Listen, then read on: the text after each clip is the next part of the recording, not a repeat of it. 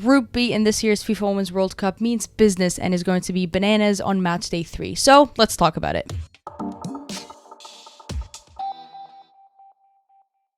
Well, we talked a little bit about Group A. We talked even more about the U.S. Women's National Team. We discussed the Lionesses' start. But today, we're putting all our focus on Nigeria, Australia, Ireland, and Canada, the 4 nations that have been grouped in what has been coined the group of death, because it's certainly acting like the group of death. If you look at the table right now, you might be a little bit stressed. You might break a sweat. It could be anybody's ball game between Nigeria, Australia, and Canada to go through. We know Ireland is officially out, but 3 big teams, 3 major nations, they're all fighting for the same goal. However, only 2 of them can go through. So let's break down how it has gone so far for all those 3 nations. Kicking off with the Canadians, Canada had quite an underwhelming and disappointing start against Nigeria. It was a scoreless draw, 0-0, but there was not much work from the Canadians up top. Let's be honest, they were not productive and they were not clinical by any way, shape, or form in the final third. On the left flank, there was some bright work initially in the opening 10 minutes between Ashley Lawrence and Adriana Leon. We know that game Jessie Fleming was sitting out because of a calf injury that she wanted to make sure was all good going into the next few games. So it was a precautionary move from Beth Priestman at the Canadian camp, which meant the starting 11 would be Sinclair, Grosso, and Quint in the middle. Nigeria was quite happy in the first half to allow Canada to come in and kind of catch them on a counterattack. If you know Nigeria and if you've watched the game against Australia, you definitely know how good they are on a counterattack. Super sharp, they flood in numbers, and they're deadly on the finish. The Canadians not really able to deal with that press, very much disrupted in the middle. That backline did pretty damn good, as Canada usually does, keeping clean sheets and defending goals from being conceded. However, Canada is a team that's very hard to score against, but they're also a team that finds it very hard to score against any nation. Nigeria walks away very happy with that 1 point. We did see a red card, a very, very terrible challenge on Ashley Lawrence. Honestly, I don't even know how Ashley Lawrence went up walking after that. But moving on to their second game, it was Ireland, quite a nervy one and a comeback for the Canadians. They went down in the opening 5 minutes to a Katie McCabe Olympico goal. Yes, that's a goal that comes in straight from a corner kick where nobody else touches it after the delivery is taken. You don't see those very often, and you definitely don't see them as a first ever World Cup goal for a nation. Yes, Ireland scored their first ever World Cup goal as an Olympico. You can't even write that. It's the stuff of dreams. Katie McCabe, just the story of what she's done to that nation is absolutely magnificent. We will get to Ireland in a little bit after we're done with Canada. But for Canada, a really, really sloppy first half. Honestly, I don't think I've seen Canada look disconnected and this out of sync, especially in the back, in quite some time. They were allowing Ireland to be all over them. Ireland able to expose every kind of pocket that they were leaving, all those spaces in the back between the midfield and the back line was just absurd. And Ireland was really great in taking advantage of that. They saw these pockets, they sent in these numbers. O'Sullivan and McCabe were all over that. Some would say, and I even would back that up, if they were quite unlucky not to get a second goal in that first half. But that's when the likes of Kaylin Sheridan and being one of the best goalkeepers in the world comes into play. And Canada were very, very lucky to hold on to that 1 goal being conceded. Canada, right before the half, were able to get an own goal through Megan Connolly. That's when the momentum shifted. That's when the energy was turned around. And that's when things started to look a lot brighter for Canada. Sometimes in these big moments, big stages, you need a little bit of luck. But at the same time, we have to acknowledge that an own goal doesn't just happen out of nowhere. An own goal needs to have ended up in the box. And it was that when Canada started going forward. That's when Haitama and the likes of Grosso were pushing forward. Quite funny, both of them are Vancouver-born players. And if you know a thing or two about Vancouver, is that it rains like 90% throughout the year. It was rainy during the game, it was windy, and it looked like Haitama knows what could happen when you throw in a ball and it's windy and it's rainy, just because she's probably played under those conditions one too many times in Vancouver. When the second half kicked off, Beth Priestman came out with a very, very, very brave triple substitution that I don't think anybody had on their bingo card. Kind of a very on-brand thing for Beth Priestman, bringing on Sophie Schmidt and Sinclair in the middle, as well as Zadorsky in the back, because it looked like Buchanan was suffering from a little bit of a quick injury to the body after she took a big ball right in the abdomen. But those 3 substitutions have something very special in them, is that all 3 of them combined have over 600 caps for country. Yep, 600 international appearances for Canada, and I think this was a very, very well drilled substitution from Bev, because obviously we know Ireland are debuting, and when you bring on a triple substitution of players who have over 600 caps, that's actually almost the combined amount of international caps between every single fielded Irish player. So you're bringing in an advantage that Ireland certainly doesn't have, and that's experience. And on top of that, it's World Cup experience. You're bringing on Sinclair, who this is her 6th World Cup. Similar with Schmidt. She's been in the program for over almost 15 years now. That amount of experience and that abundance of minutes at the World Cup, Ireland simply do not have. And so that exactly is what nailed it for me. That was the game-changing. Sophie Schmidt came in the middle, absolutely bossed it. Canada were not afraid to engage in physical battles like they were in the first half. It was almost like in the first half they allowed Ireland to dictate all the pace. They allowed Ireland to dictate where the ball needed to be. And you can't engage like that with Ireland because they will be all over you. And they were all over Canada. The reinforcement of Sophie Schmidt, who knows how to fix these things, who knows to adapt under these circumstances, allowed the midfield to get together against Zadorsky in the back. We were not seeing an out of sync back line, and they were able to hold down Ireland to not concede any more goals. And up front, Haitema, my God, did she have a really good game. And we got a goal through Leon. Adriana Leon loves to score a goal against Australia, if you know her record against Australia and teams in Australia in general.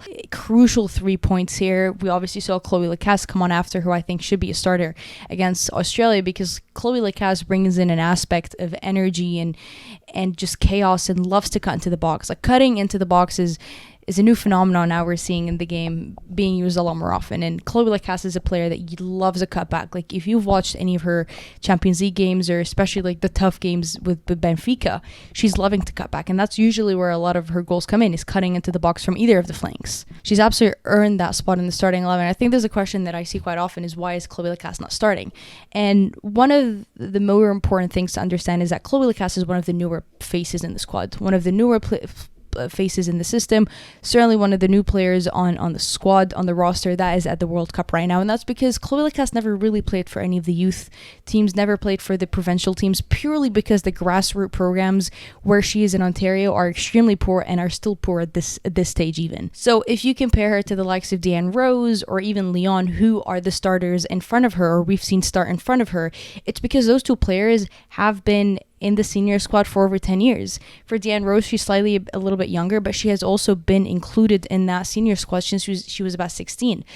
She has also worked with Beth Priestman in the youth system. So those two players that are starting ahead of Chloe Lacasse have an abundance of knowledge working with Beth Priestman, and they know the system. There's a face of familiarity even that nudges it a little bit over Chloe Lacasse. So never really having played for a youth system, never really having worked with Bev in the younger stages, in the provincial stages, she wasn't drafted in the US and went over to Iceland and kind of has been a little bit over Europe and landed that spot for Benfica, which has been absolutely great. Obviously, we now know she's moved to Arsenal, but for Chloe Lacasse, I think she's earned that starting spot. She has made a really good voice for herself, a really good argument to why she should start. And against Australia, who is a team that comes in with so much energy, and if you know a thing or two about Australia, their fullbacks are really good.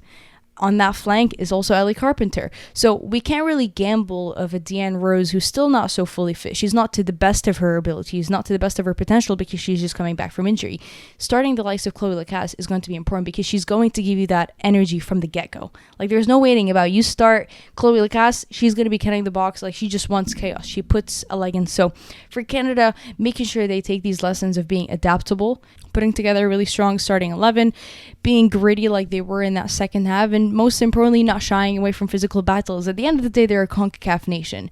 CONCACAF nations love to battle it out. In that first half against Ireland, you cannot let Ireland overwin you with such battles. And Australia is such a physical team as well, even though they're a nation that play in that Asian Cup continental area. For Canada, it has to be a win to go through. A draw might do it for them, but then they will be looking very closely at that Nigeria game. And really, in a World Cup, you cannot be relying on anybody else. It's you or nobody. So for Canada, a shaky start. We're seeing an increase of performance, of ability to be a little bit more efficient, more confident up front, a lot more productive. Just need to nail down that clinicality aspect. For Ireland, I mean, what a tournament this is.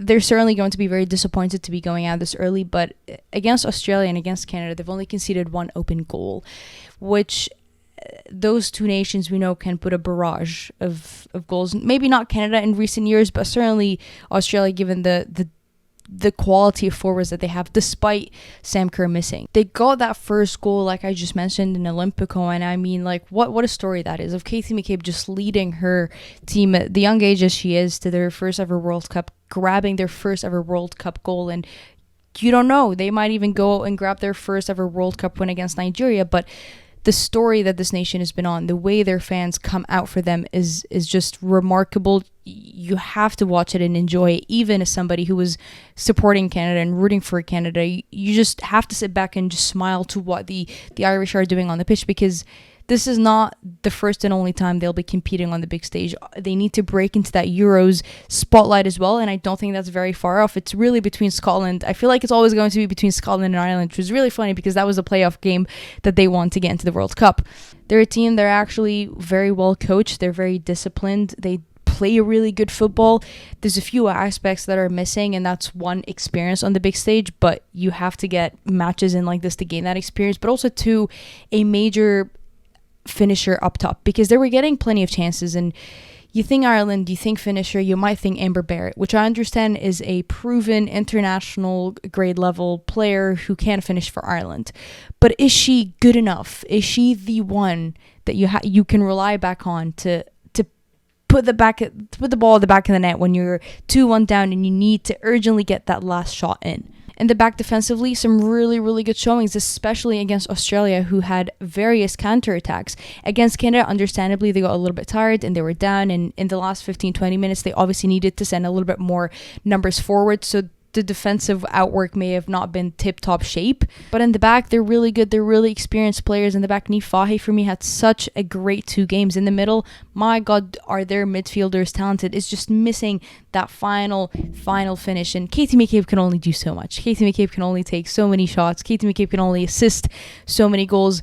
So I hope in the next few years, Ireland are able to produce and have one of their players kind of step up and become that finisher, become that player that can finish it off. Because like I mentioned, they conceded a penalty against Australia, which to me was a tackle of just being a little bit clumsy, a little sloppy, and a little bit maybe inexperienced in moments like this, because Rasto forced that, and that's what experienced players do. And that first goal against Canada was also an own goal. So for them, they take major lessons here, and this is not going to be the end of Ireland. Like I mentioned, they're going to be breaking the big stage over and over again, and their trajectory, the way they've handled themselves and the way they've already showed at this World Cup is impressive. And in some ways, I really do hope they go out and have a massive performance against Nigeria.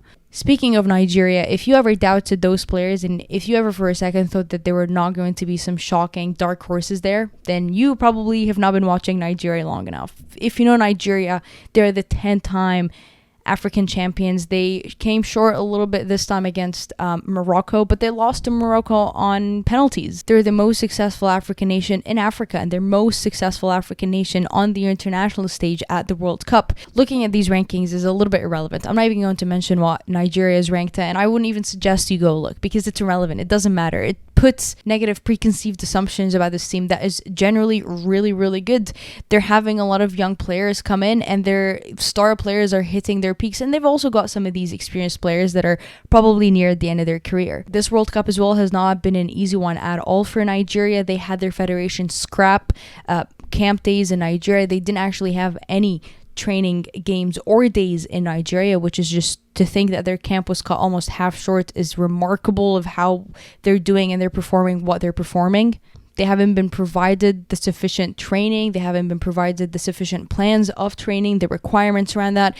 There's been non-payments going on. So for Nigeria, it's been very, very troublesome off the pitch. And to see that they're able to do this and execute this and to do just what Nigeria is able to do, despite what's going on off the pitch, you have to think of what are they capable of when they fully have proper funding in terms of preparation. They're not getting days scrapped before they even head to the World Cup in Nigeria, and they're actually getting paid. I'm not sure about you, but if you're showing up to work knowing that you're not getting paid, you probably are not doing your 100%. Now, that's not to say the players are not putting out their 100%, but to know that the players are not getting paid, or there's been periods of time that they weren't paid for their international duty, that's got to hinder your performance one way or another. Defensively, really structured, really well, and they frustrate teams. They love to catch teams on the counterattack, and that was really what got Australia out, because Australia in some ways had a really good game. They had plenty of shots. I think I saw it was somewhere around 27, 28 shots. And it was a lack of communication in the back, especially that third goal of Oshawa. I mean, Kennedy just really didn't have a great game, and Kennedy wasn't having a lot of minutes this season. We know she's been in and out with injuries, small injuries. Her arm injury was her leg again, and she's just been in and out, and you can't say she's on tip-top form because she's not, and maybe this was another point of that. But this is what the World Cup is. It's those small, fine margins. You can have 28 shots, but a small miscommunication in the back could be the goal you concede. It doesn't matter if you're not able to finish those clinical shots up top, but you have that small blunder in the back. That could be the defining moment that kicks you out of the World Cup, which is why the World Cup is such a big high and low for so many teams. Nigeria kept going, and Nigeria is deadly on the attack. Like, they get the ball on their legs, especially Oshawa. The angle she put it in is just absurd to look at. But that's what Nigeria do. They punish. And that's the same thing they do on their counterattack. They punish. For me, I think that Nigeria-Ireland game is going to be massive because both teams fight it out. Like, both teams are super aggressive. In some ways, they both sit a little bit deeper. They kind of anticipate you to come in and catch you on the counterattack. It's going to be very interesting to see how both teams that come in with a very similar approach handle it. Obviously, Nigeria, like I mentioned, have been to 4 or 5 World Cups. Ireland, this is their first one. Could it be a matter of experience? That we will have to wait and see. For Australia, you have to be just so upset and heartbroken for the fact that they've lost so many players for injury during camp. The biggest one obviously being Sam Kerr. Sam Kerr is a player that many people and pundits and journalists and media favored to win the Golden Boot because that's not an out of conversation thought at all. Looking at her record in the past 2 years, she's been incredibly fit, both for club and for country. And to have that injury approach you hours before kickoff match at your home soil, home World Cup, in the biggest competition in the game, you are probably in the best form of your career, and it's all gone down hours before that kickoff. One, for Australia, you have to think that's a major hit for how they planned this World Cup to go. But for Sam Kerr as well, this is absolutely devastating for her. This is not what any player wishes happens to anybody, really. In that opening game, Australia responded by putting Mary Fowler in that spot, which I highly rate Mary Fowler, but she's a slightly different player to what Sam Kerr is, and presents a different dynamic to how Australia operates that front three. Usually with Sam Kerr, she loves to combine and switch sides, even with Caitlin Ford, which I think is super, super fun. Similar with Rasso, like them three have such an interesting chemistry that I absolutely love watching. And throughout this entire training camp, throughout the preparation games before this World Cup, you've got to think that Australia was really thinking this through of how to operate Caitlin Ford, Sam Kerr, and Rasso, and how to make sure they're getting as much service as possible, figure out their movement. Like, that must have been something they drilled over and over and over again. All of a sudden, you've got your captain, your star player, all of a sudden just lose out hours before that opening game. Like, Australia's got to be so frustrated, and before you even know it, Mary Fowler gets in a head battle with somebody in training and is on concussion watch, and now Mary Fowler can't start. So for Australia, they've missed a few players now just in camp that are not training, that are not available for the games. I can't think of a certain team that has lost players right now as many as Australia have in camp, and it's going to be a very interesting reaction of what they have against Canada, because for one, we know this is on home soil, and they've got that fans and audience in the stadium right behind them. They've got that home support over anybody else. They've got to be hurt, and they've got to be upset for the way they slipped against that Nigeria game, because it's crucial. Those are 3 major points that you completely missed out on. You can even get a point out of it. So majorly disappointing for Australia. They'll have to come in and have the best game of their life. I mean, that response needs to be somewhat of like a miracle. It needs to be something wild, and it needs to be figured out in training what that starting 11 is going to look like and who are your healthy players. And please put them in bubble wrap, because I don't think Australia is looking to lose any more players. Otherwise, it will be quite devastating to just see a nation who had so much potential to go so far, and with the unfortunate series of injuries, they miss out on that. It's got to be disappointing. They're not so clinical up front, even though their counterattacks were pretty sharp and they had the possession up top for the majority of the time. They dominated it, just simply not able to put that ball at the back of the net. Now, against Canada, you need to make sure you're putting the ball back of the net, and Canada, I believe, presents more challenges in the back. They've got a back line that's very hard to break down, and for Canada, they can just aim for a draw in some ways and park the bus, which is something that Canada can do. We've seen it happen throughout the Olympics. So for Australia, they need to come in extra motivated, which they will come in extra motivated. You'd hope Sam Kerr is available for them from an Aussie perspective. Canada on the transition can hurt. So certainly a lot of aspects to come up here, but every single team will be going in guns blazing, wanting to keep a clean sheet. Nobody's trying to concede, but every single team is also trying to score, which is the beauty of this group. It's going to be absolutely dramatic, intense. We might even see a few comebacks here and there. Nigeria could make it through. Australia could be knocked out. Canada could be knocked out. The Olympic champions. It's the group of death, and these players will go down to the wire of who can make it through, which is super exciting. I would love to hear your opinions on this. Are Nigeria maybe giving you a little bit of a shock? How impressed have you been with Ireland? What do you think Australia must do next? And do you think Canada is on a increased trajectory, learning from their lessons and mistakes from the games that they have been playing? Share your thoughts. I'd love to know. As always, to stay updated and to continue enjoying the beautiful game, make sure you subscribe to me here on YouTube and follow me on Twitter. There is always plenty of news that I'm bringing to you about the World Cup, some major FIFA numbers that I'm also reporting on Twitter, so certainly make sure you're updated there. But as always, I'll see you later.